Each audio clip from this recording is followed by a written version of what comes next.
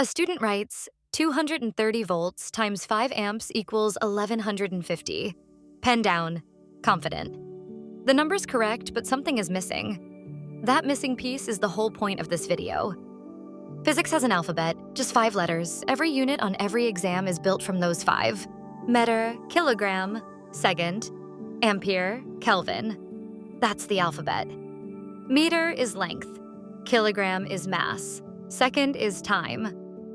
Ampere is electric current, charge per second through a wire. Kelvin is temperature measured from absolute zero. 5 base units. Learn them once, now let's build. Speed is distance per time. Meters per second. Acceleration is change in speed per time. Meters per second, squared. Force is mass times acceleration. Kilograms times meters per second squared. That's a mouthful, so we call it the Newton. We didn't invent anything, we just named the combination. Pressure is force over area, newtons per meter squared. We call it the Pascal. Energy is force times distance, Newton meters. We call it the Joule. Power is energy per second, joules per second. We call it the watt.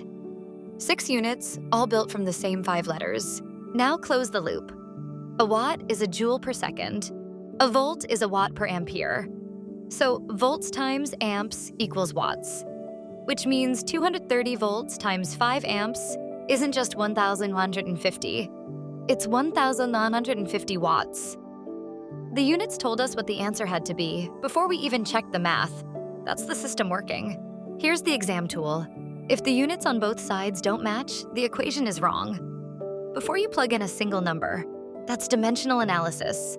It won't catch a missing half or pi, but it catches structural errors, and structural errors lose marks. Next, SI prefixes, nano to giga, and the trap that kills marks on unit conversion, converting cubic centimeters to cubic meters. It's not dividing by 100. The real factor is 1 million. Next video shows why.